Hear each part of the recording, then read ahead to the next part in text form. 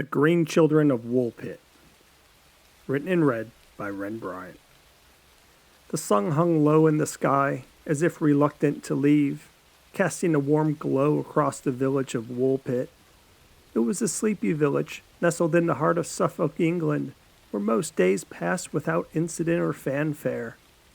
But in the year 1150, something happened that would forever change the village's trajectory, imprinting its name into the records of antiquity.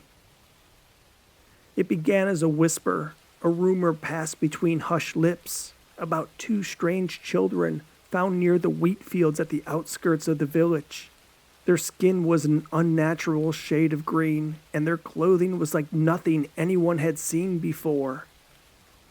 Thomas, a weary farmer with a tendency to embellish, was the first to stumble upon them. He was walking through the wheat fields, the tall stalks brushing against his trousers, when he saw the two figures huddled together, as if they were seeking refuge from something invisible. Their fear was unmistakable, and Thomas took a big gulp as his heart momentarily froze.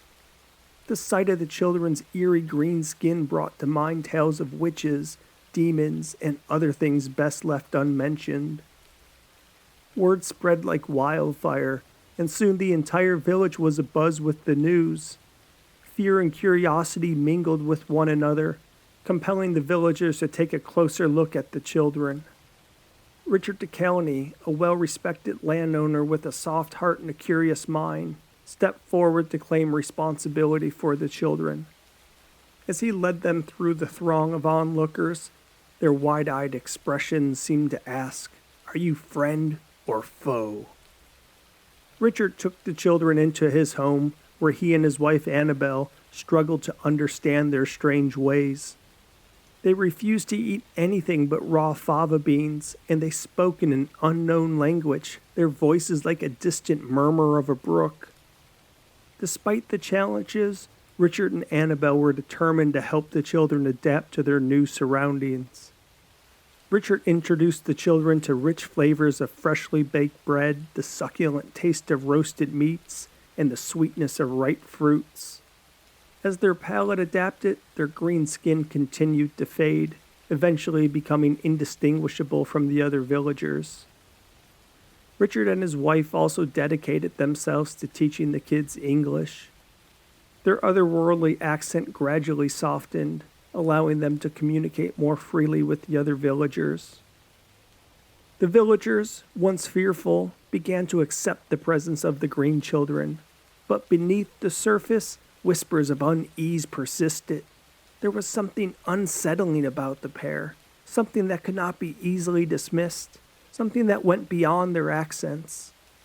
The children's eerie past and their connection to a world beyond comprehension continued to haunt the villagers. One day, Richard DeCowney found himself walking the path that led to the wheat field where the children had been discovered. He wondered if there was something about the field that held the key to the children's mysterious origins. Perhaps there was a poisonous plant or something. As the golden stalks swayed in the breeze, he felt an inexplicable pull towards the edge of the field, where the earth met the woods. Richard knelt down, his fingers brushing against the soil, and for a moment he could almost hear the whispers of the earth, telling a story long forgotten. But as the sun dipped below the horizon and the shadows grew longer, as if reaching out for a man who dared to seek the truth, he returned to the village. Strange occurrences began to ripple through Woolpit. Livestock went missing and were replaced by mutilated carcasses. Shadows moved in the corners of villagers' eyes, vanishing when they turned to look. Rumors circulated like the wind, whispers of an ancient and forbidden knowledge, witchcraft, the devil. Some believed that the children had brought a curse upon Woolpit, while others insisted that they were simply innocent victims. Richard was driven by both concern and curiosity, and he began to delve deeper into the enigma of the green children. He questioned them about their past, trying to pry open the door to their memories. The sister, whose English had improved significantly, spoke of the land of St. Martin, where the sun never rose and darkness reigned eternal. As she recounted her story, her eyes seemed to glaze over, as if she was seeing the world she had left behind. Her voice trembled with a mix of longing and fear. The brother, who had been silently listening, suddenly became agitated and whispered something in their native tongue. The sister's eyes widened, and she stopped speaking abruptly. That night, as the village slept, a terrible wail echoed through the air, chilling the blood of all who heard it. The next morning, the villagers found the brother's lifeless body, his once green skin as pale as the moonlight that had illuminated his final moments.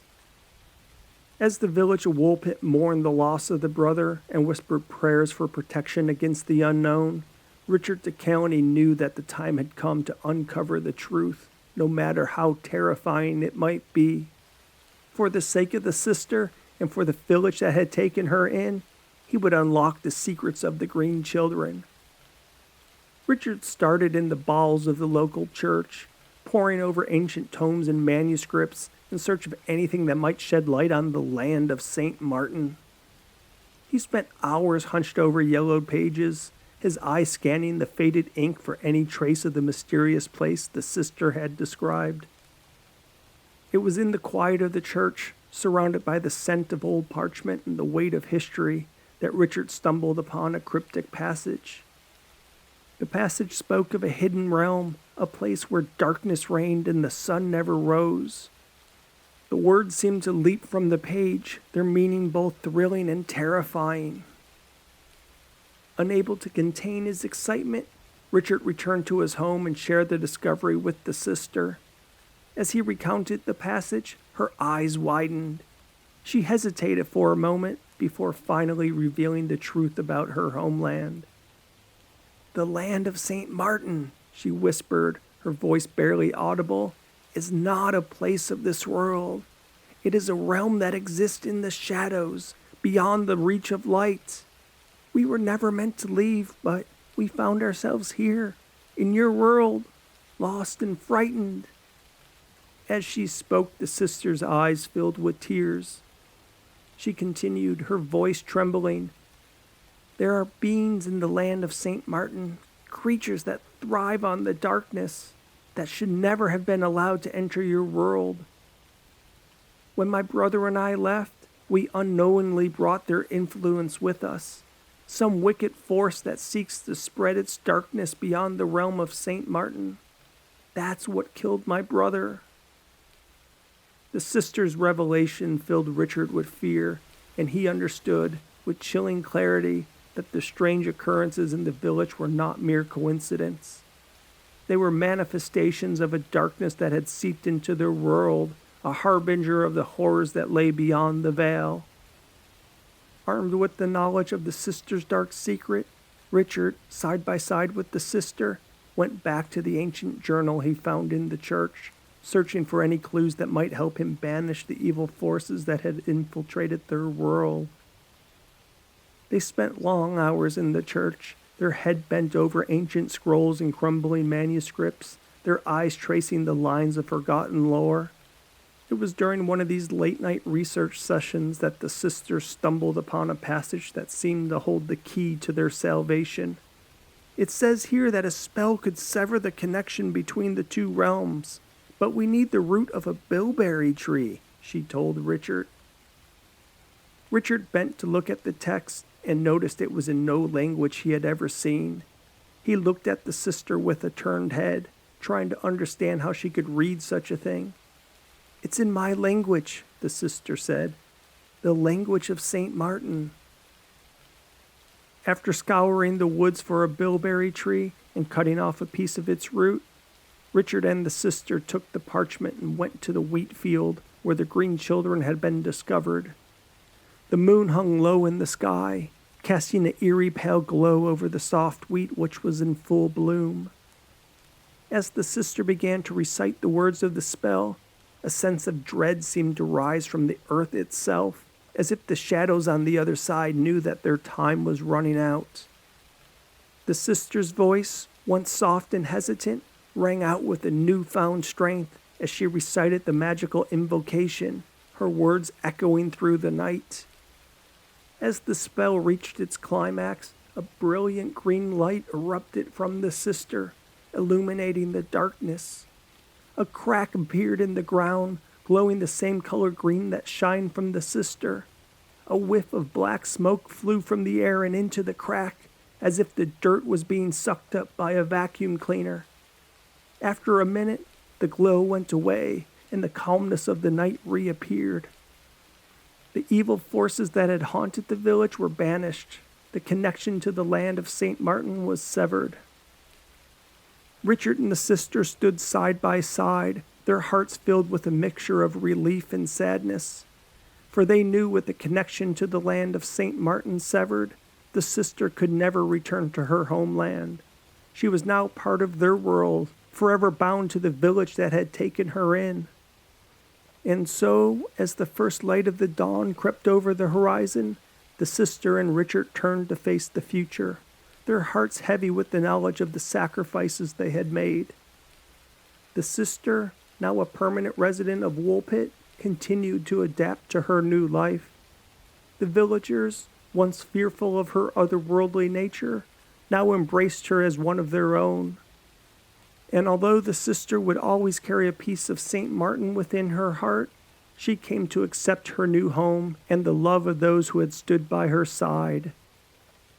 As for Richard, his bravery and determination in the face of darkness had earned him the respect and admiration of the villagers, and he ended up leading the village.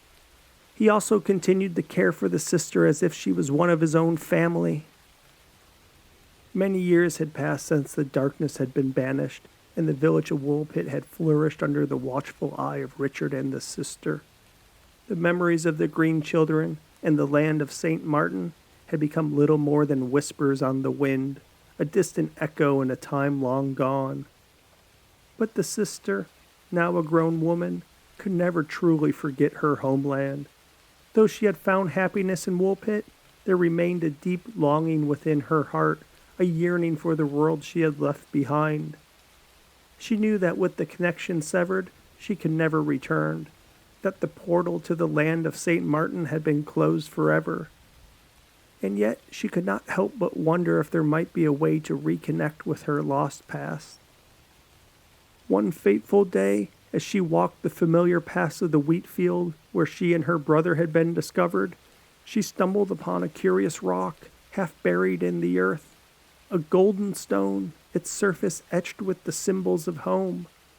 She had forgotten about the golden stone. It was what she held in her hands when she and her brother transported to Earth, though the sister had no idea how she did it or the stone's significance.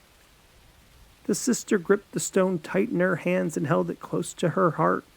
She whispered that she wanted to return home, to go back to where she truly belonged. And then, nothing happened. The breeze continued to blow the wheat. The clouds continued to roll by in the blue sky. The sister brought the stone to a now old Richard. He searched the manuscript, figuring if it allowed them to close the connection between the realms, maybe it spoke of a way to open it as well. On one of the pages, they found a crude drawing of the stone. When the sister read the ancient words, she found talk of a golden stone that linked the two worlds together. And though the sister desperately wanted to go back to her homeland, she wasn't sure re-establishing a connection was a good idea. What if the evil spirit gets out and attacks Woolpit? She said. Richard would have none of it. He said with the knowledge and wisdom they've gained over the years, they could prevent the darkness from crossing over once more. What Richard didn't say, though, was that he always wished he could visit St. Martin. He wanted to experience what her world was like, to find out if all the things she told him as a green girl were true. The two went back into the wheat fields. They linked hands as the manuscript said to do, and thought about getting away, of being free, of having a life in a new place that is far, far away from the world in which they knew. As they opened their eyes, the crack in the ground formed before them. Bright green light shined through the crack, and the air seemed to hum with energy. And as they stepped forward, they found themselves transported into the land of St. Martin. The realm was as the sister remembered it, a world of perpetual twilight, where the sun never rose and shadows seemed to dance at the edges of one's vision. But now, with the experiences she had gained in Woolpit, the sister saw her homeland through new eyes. Together, the sister and Richard explored the land of St. Martin. It was a desolate place, filled with empty shells of buildings and elongated shadows. Richard wondered how shadows could form without the sun, but soon realized that the shadows were actual beings, entities of their own right. They discovered that the darkness that had once threatened Woolpit was the result of a delicate balance between good and evil that had been disrupted when the sister and her brother had left.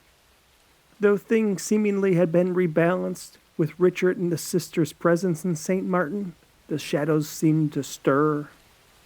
One foggy black shadow slithered around the sister like a python, embracing her, squeezing her. Richard dropped to his knees and clutched his midsection. Pain radiated from his stomach to his extremities. "He does not belong here," the shadow said as the sister wiggled herself free from its embrace. The sister raced to Richard and picked him up off the ground. As the black shadow came for them both, the sister threw her hands up as if she was shooing away the shadow. Surprisingly, the shadow followed her command and retreated to the sky. "How?" Richard asked. The sister shook her head. "I don't know, but I feel weak, like it took something out of me to do that." As they huddled together, the shadow circled above them, like a vulture eyeing its next meal. Richard became limp and the sister had to catch him. His eyes flickered as he struggled for breath.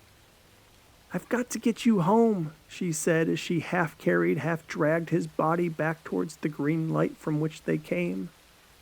The sister paused to check her pocket. The golden stone was still there. She could take Richard back home to where he can get the care he needed. He had taken care of her after all, and she owed him for that. If Richard never showed, she was sure she would have ended up dead like her brother. But with the stone, she could return to her homeland at any time and go here by herself. As they neared the green light, the shadow attacked. It swooped out of the dark sky and went straight through the sister and Richard. The sister fell, dropping Richard. Richard's body convulsed in seizure. The sister shot her hands to the sky, trying to force the shadow to flee again as it did last time, but it was no use.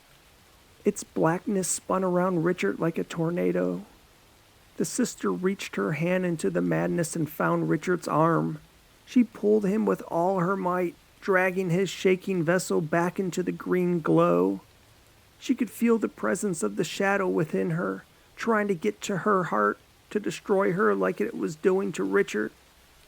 The shadow left Richard's body and encircled the sister.